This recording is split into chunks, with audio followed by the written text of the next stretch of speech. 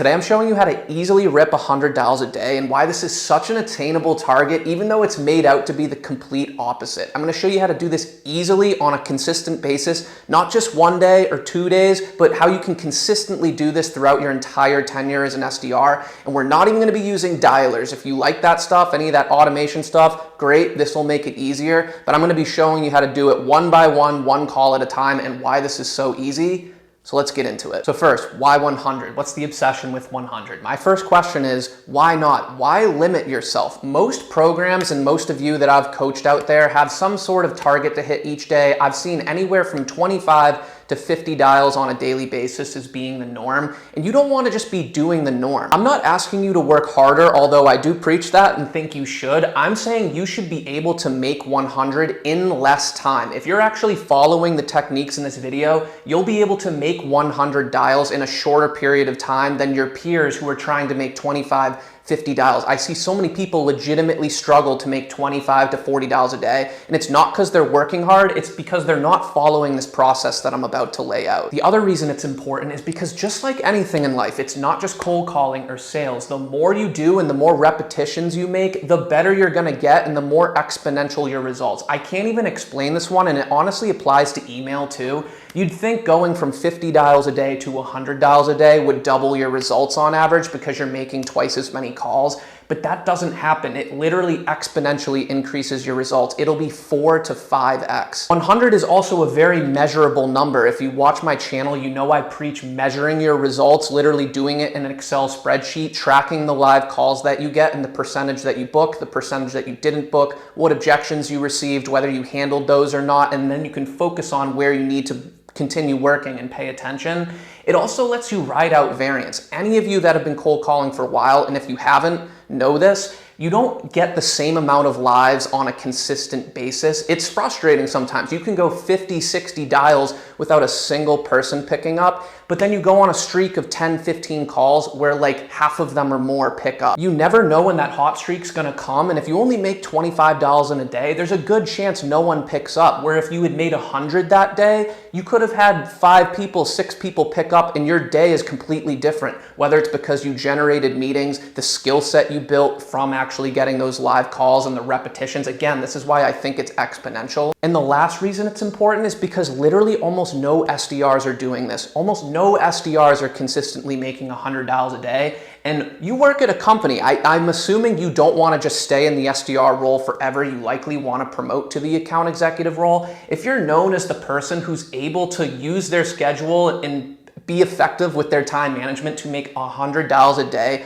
on a consistent basis, I promise you, when those managers and those directors are in their meetings together talking about who needs to get promoted, you're gonna be at the top of every list. It's gonna be consistently brought up. You're the person that is ripping dials every single day, day in and day out, and I'm gonna show you how to do this easily. So when it comes to learning how to make 100 dials a day, you first need to just dissect what actually goes into a cold call, peel it back so that we understand what the process is. Generally, from what I've seen, it looks something like this. You look at your territory, you identify some target accounts, you start building your contact lists with the personas that work at those accounts, and you maybe start building some lists. Then you have to think about, what am I gonna say when I actually cold call them? You actually have to create scripts.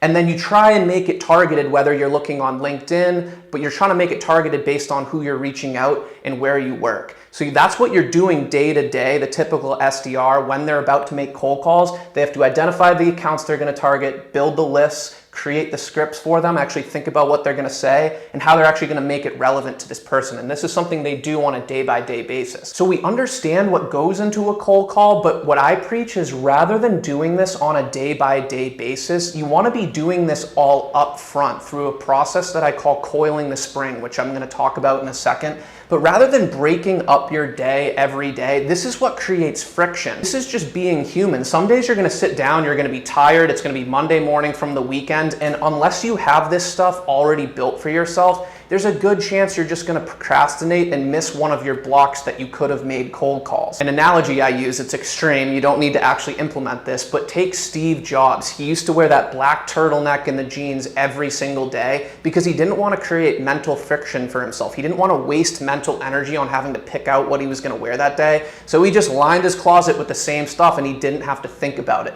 This is the same idea. You want to be taking all of this busy work that you would normally be doing every single day throughout the quarter and doing as much of it up front so that you can actually just focus on execution when it's time to cold call or email, frankly, every single morning. All right, so we're here at Coiling the Spring. And essentially what Coiling the Spring is going on a list building bonanza. Rather than doing the list building throughout the quarter, like I was just talking about, that day-to-day busy work, we're gonna take at least a couple days, as much as a week sometimes, doing nothing but building lists, setting yourself up, coiling the spring, because you want all of this done in advance and it's gonna make your life way easier down the line. It's actually gonna save you a lot of time and it's very doable. When you're focused on nothing but building lists, you get really efficient at the process. And you want to be strategic about it too. So when we're building these lists, we want to make the lists with as many similar characteristics as possible. Don't over stress about this, but generally you want to segment by similarities is what I call it. And there are certain ways to do this. People who work at the same account, the same company, that's a similarity. People who work in the same department, so they don't all necessarily have to be at the same account, they can, but maybe they all work in finance, or maybe they all work in HR, or supply chain, marketing, whatever you target. They could all be the same revenue band. Maybe their company does 50 to 100 million in revenue, or whatever the most common segments are. Or employee size, whichever ones you think are the most important based on what you sell, start with those. I think account is pretty universal, department is also pretty universal, and then if you want to take it a layer deeper, you can filter by revenue or by size. And there's lots of tools to do this. A lot of companies have internal tools to help you do this, or you can do this on LinkedIn or SalesNav and search by department, put in a list of accounts in your territory, filter by finance, and just start making lists that have as many of these common filtered characteristics as possible. Then once all of those are built out, once you've spent a few days doing that, we want to put together scripts that are targeted for the main pillars that you target. So I get a lot of questions. I have so many ICPs. How am I supposed to make a targeted script for like 100 plus ICPs? And I say, you don't need to start there. Start with the main pillars you focus on. A lot of you, from what I've seen, work at companies that sell into lots of different lines of business. You might have products that sell into sales departments, marketing departments, service, operations. So start at a high level. Start with those high level pillars, and you can make scripts that are all mostly the same, but just by plugging and playing a few keywords, you can make it targeted for almost anyone in finance, for example, or anyone in HR. If it was finance, you could say that you work on priorities related to strategic planning, budgeting, the close process. If it's HR, you could keep the script mostly the same, but then just use different words. Use payroll, talent acquisition, recruiting,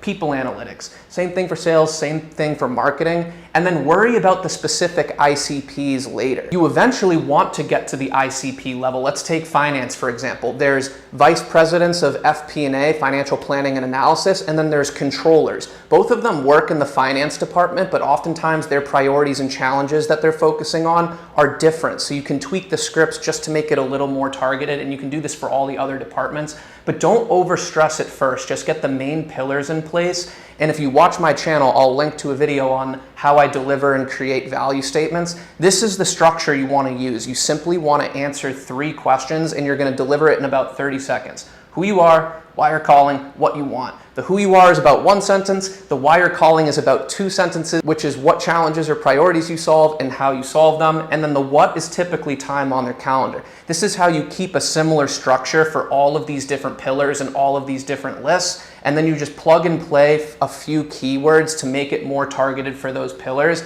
And then once you do this, you can be good to go for as far as a quarter. Depending on how good you are, you could set yourself up for the entire year. I remember when I was an SDR, I never ran out of lists. Because I spent the time to do this up front, I always had a certain list I could target. Sometimes I was retargeting the same list. I think you can filter through the same list many times throughout the course of a year. But once this was set up, I was good to go, and then I could just focus on execution. So now we're at the fun part, which is actually making $100 a day. We've coiled the spring, we've done all the busy work up front, and now it's Monday, Tuesday, Wednesday morning, or whenever you're making cold calls, it's actually time to sit down and make $100. But because we've done this, now this is gonna be incredibly easy. But first, I want you to think about how long the average cold call takes. In my experience, making $100 a day on average takes about 2 hours. If you've done the work up front to coil the spring and make all those lists, you have your templates ready to go, it on average takes about 2 hours. For other people who don't do this, it takes a lot longer than that. But if you think about it, if your average cold call takes 1 minute,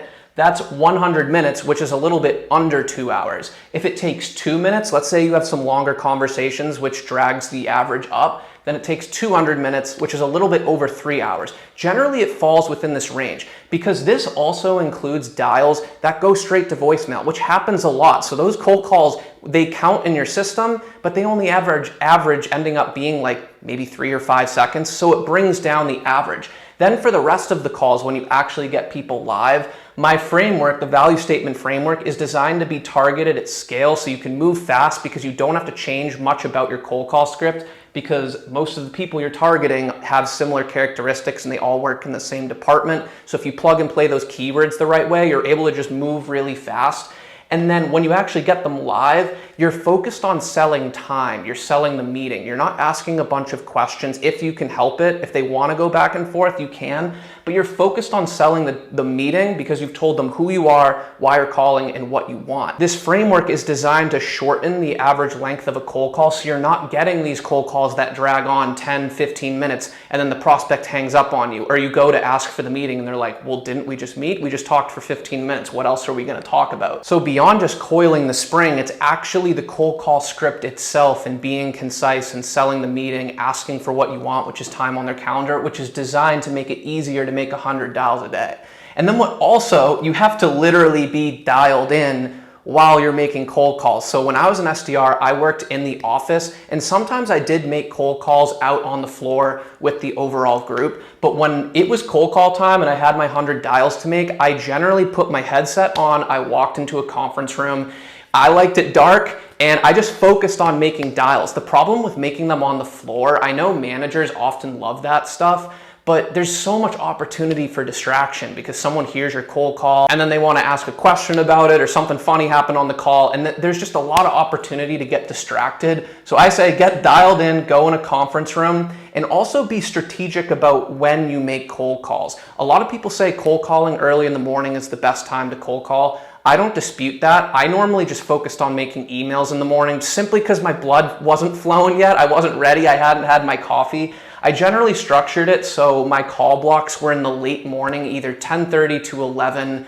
to lunch, and I work in Eastern time, so I would often call people and accounts that I had on the West Coast, so I was getting that early morning cold call effect, even though I was 3 hours into my workday. And then if I wasn't able to make 100 dials within that time block, I finished whatever I had left at the end of the day. Call it 3:30 to 5 or 4 to 5, because I do think those are good times to catch people either at the end of the day when they probably are less likely to have meetings and are wrapping up their day, or at the beginning of the day before they get started. And I know everyone might have that type of territory where you have that opportunity to do that, West Coast versus East Coast. The main point is to have strategic times when you call block. So put these techniques into practice because I know they've worked. I've seen them work for countless SDRs. This is what helps you be targeted at scale, prospect at a high quality, but fast. You pull in all of that day-to-day drudgery that you would have been doing over an extended period of time, and you go on a list building bonanza. You make them as targeted and similar as possible. And then the value statements are designed to help you plug and play a few words to be targeted at scale.